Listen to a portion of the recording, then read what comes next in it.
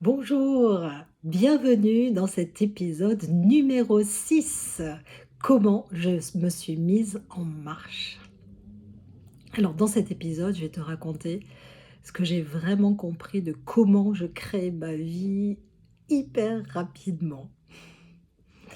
Et dans les épisodes précédents, je t'ai raconté comment je suis passée de ce rêve de marcher sur le chemin de Compostelle à la réalité.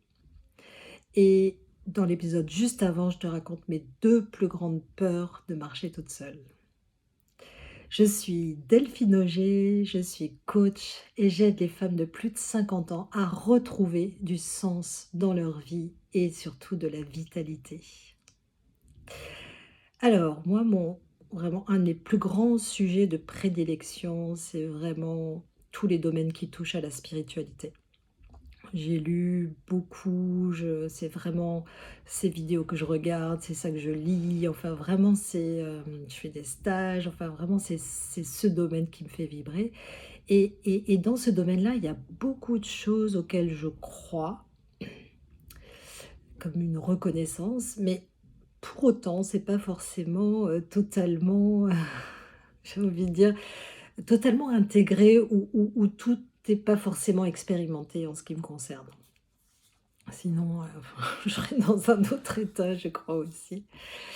Hem et donc en particulier sur cette phrase qui dit: «Il faut le croire pour le voir» et que finalement ce que l'on expérimente, c'est vraiment la projection de soi, de son être en fait, vers l'extérieur. Ça part vraiment de soi vers l'extérieur. J'y crois complètement et je suis convaincue que ma vie, par exemple, c'est la somme de mes croyances, de ce que je crois et j'en vois effectivement la confirmation.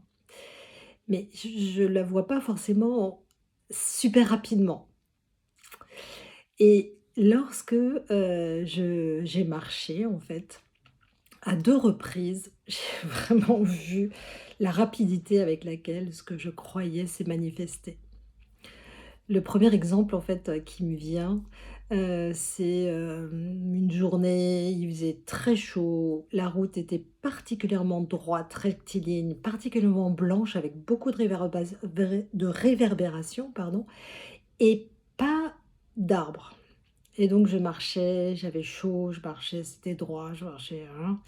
Et là, j'avais un peu du mal à, voilà, à trouver de l'enthousiasme dans cette marche. J'étais plutôt dans la plainte, en train de me dire: «Ah, il fait chaud, ah, c'est droit, ah, c'est pas rigolo» et surtout, bah, de marcher seule, il y a des moments où je m'ennuie, en fait, hein, parce que j'avais pas de recours au paysage, rien de spécial et là, je me suis dit: «Oh, j'aimerais bien parler à quelqu'un».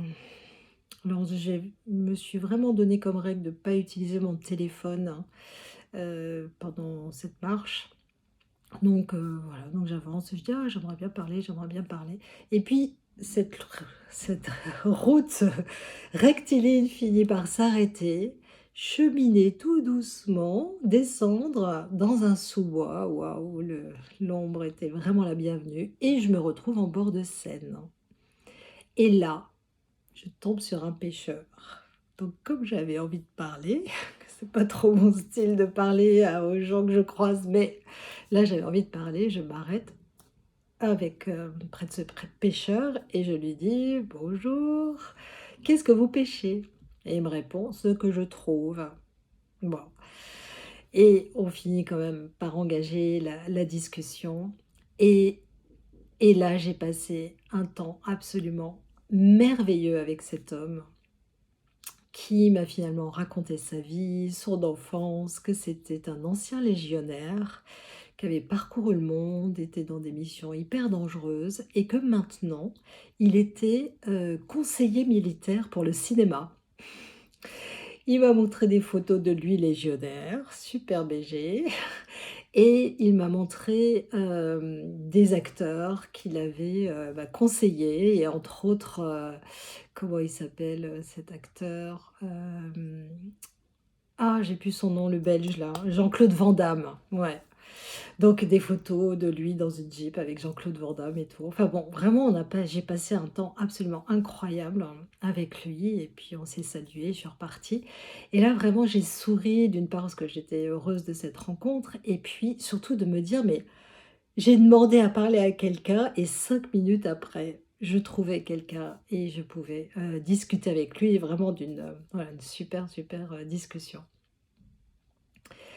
Et c'était une autre fois, là c'était dans l'Yonne, où cela faisait, au moins 2 jours que le chemin était, très, similaire. C'est-à-dire que c'était un chemin de halage, je suivais l'Yonne et donc qui dit chemin de halage dit plutôt chemin goudronné, en bord de rivière. Donc c'est tout plat et finalement la végétation est relativement identique. Et là, bah, ça y est, le deuxième jour, je commençais à rentrer dans un truc un peu ronchon. On dit: «Ah, toujours pareil, il y a rien qui change», voilà, j'avais envie de prendre de la hauteur, d'avoir un peu de point de vue sur la région et tout et là, j'étais, bah, dans le creux, en train de suivre cette rivière et donc je ronchonnais et tout. Puis à un moment, je m'arrête et je, bon, prends conscience, en fait, de mes pensées. Je prends conscience que je suis en train de résister à cette réalité. Et je dis: «Bah, voilà, qu'est-ce que tu souhaites Delphine? Tu souhaites, continuer à râler là, de marcher comme ça et que, tu pas enfin, t'as pas le choix, tu as toujours le choix, mais d'avancer par là et puis de te satisfaire en fait de ce qui est ou bien est-ce que tu veux, continuer à ce que cette journée se passe, d'une façon plutôt désagréable?» Et là je switch complètement et je dis: j'accueille ce qui est, ce chemin de halage, ce chemin goudronné et tout, je l'accueille. Et juste à ce moment-là, je croise un couple, qui promène son chien.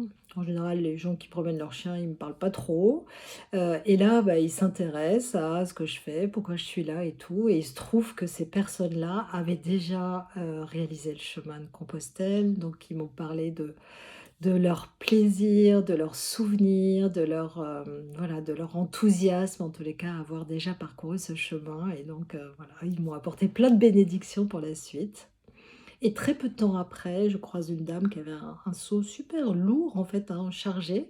Donc je lui demande si je peux l'aider, ce que je peux faire pour elle et tout. Et puis elle me raconte, en fait, qu'elle est en train de nettoyer, le lavoir qui est juste là, à côté et donc je la suis et je découvre en fait ce lavoir et elle me raconte toute cette histoire et il se trouve que c'était la gardienne du lavoir, la gardienne de l'histoire de ce lavoir et là, elle m'avait tout un cours sur, bah, sur comment ça fonctionnait. Elle m'a montré comment était une lessiveuse, elle m'a fait me positionner, comme le faisaient les lavandières, enfin et donc j'ai passé un temps dans le passé en fait, hein, dans le passé de ce lavoir, grâce à cette dame incroyable et tout.